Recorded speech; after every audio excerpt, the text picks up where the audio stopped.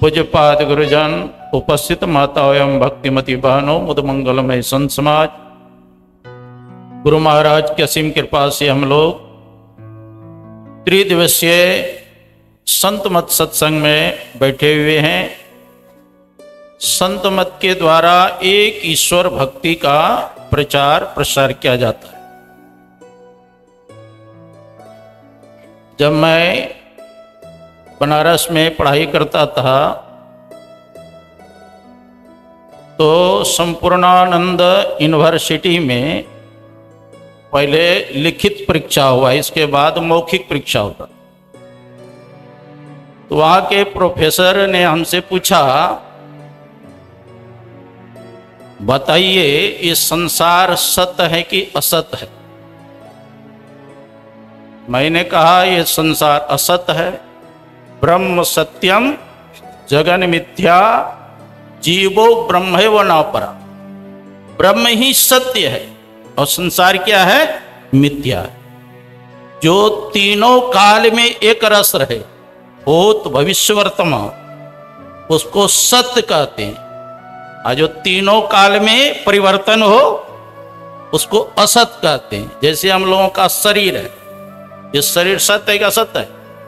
यह शरीर असत्य है, क्योंकि बचपन में कैसा था, किशोरावस्था में और बदल गया, जवानी में और बदल गया, अधेड़ अवस्था में और बदल जाएगा और बुढ़ापा में और बदल जाएगा। एक दिन राम नाम सत्य। तो परिवर्तन किसमें हुआ? शरीर में। लेकिन शरीर के अंदर जो शरीर आत्मा है उसमें परिवर्तन नहीं होता है, वह तीनों काल में एक रस रहते। इसी को गीता में भगवान कृष्ण कहते हैं, ना सतो विद्यते भावो ना भावो विद्यते सतः उभयोरपि दृष्टों तत्व निवस्तत्व दर्शवी। असत वस्तु की तो कोई सत्ता नहीं है, असत का कभी अभाव नहीं होता है, ऐसा तत्वज्ञानी महापुरुषों द्वारा देखा सुना। तो संसार असत्य है लेकिन परमात्मा सत्य है।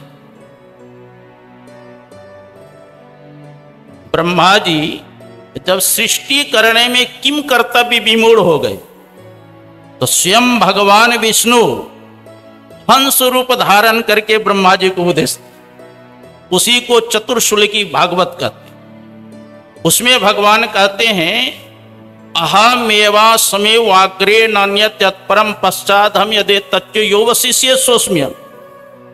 कहते हैं सृष्टि के पूर्व केवल मैं ही मैं था, मेरे अतिरिक्त न स्थूल था, न सूक्ष्म था, न कारण था, न अज्ञान था।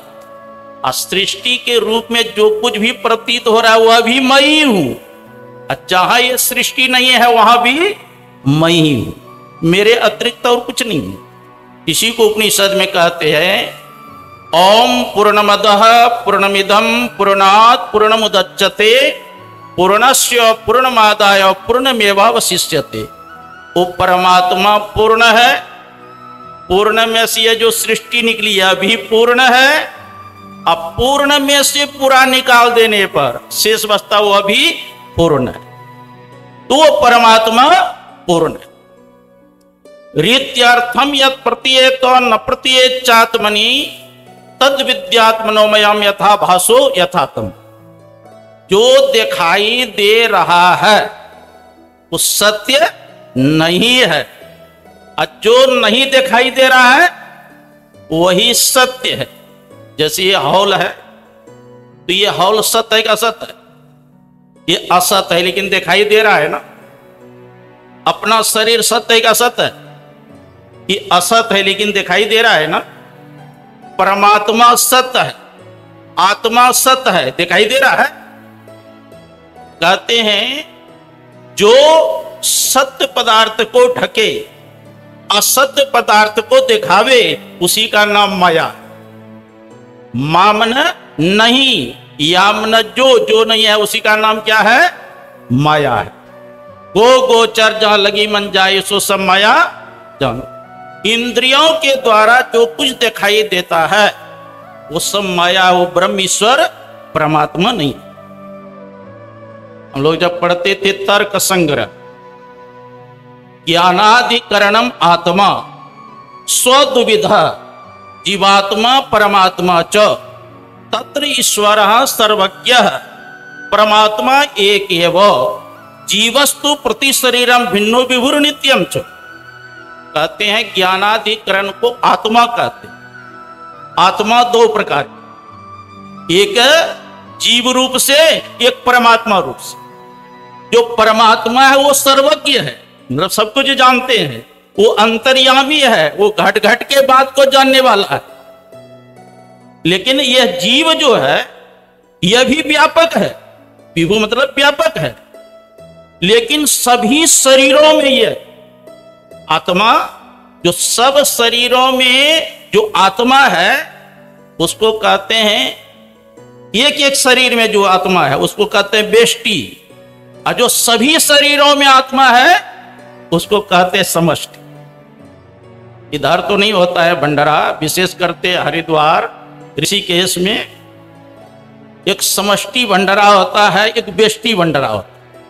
बेष्टि भंडारा मतलब उसको जिसको पर्ची दिया गया है वही व्यक्ति बैठ के भोजन कर सकते हैं, और दूसरे व्यक्ति बैठेंगे तो उठा दिया जाए। और समष्टि भंडारा में कोई भी आकर भोजन कर सकते हैं, उसमें कोई रेप चेक नहीं है।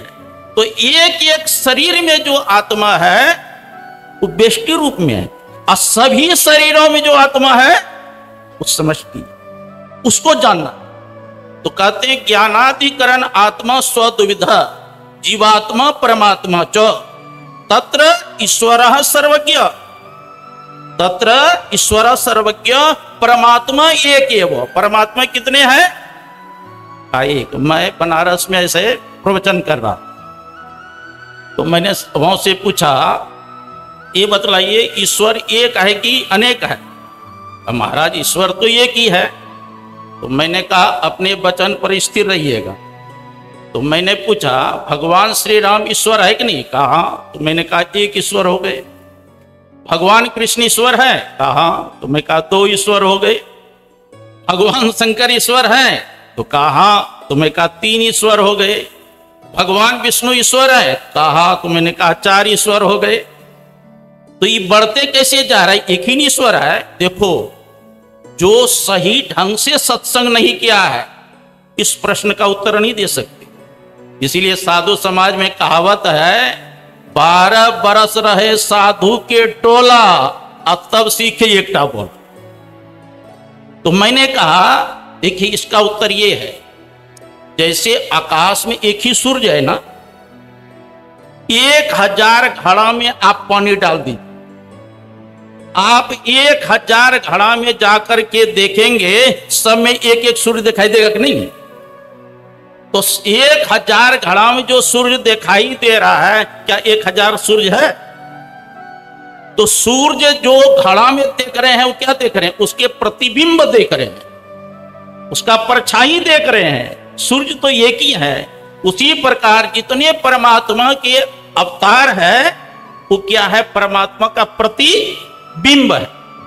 ईश्वर तो एक ही है, दो चार नहीं है।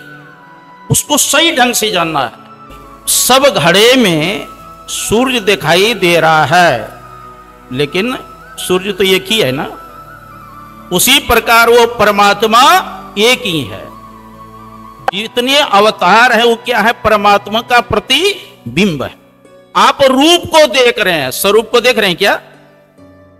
हमारे शरीर को देख रहे हैं, हम गोरा है कि काले हैं कि मोटे हैं कि छोटे हैं, हमारे शरीर को देख रहे हैं, हमारे आकार प्रकार को देख रहे हैं। हमको देख रहे हैं क्या? एक होता है रूप, दूसरा स्वरूप और तीसरा पर रूप। क्षर पुरुष, अक्षर पुरुष, पुरुषोत्तम। इस शरीर को क्षर कहा गया, आत्मा को अक्षर कहा गया और परमात्मा को पुरुषोत्तम कहा गया। हम लोग जब बनारस में थे तो भोजन करने के समय गीता के 15वां अध्याय का पाठ होता था।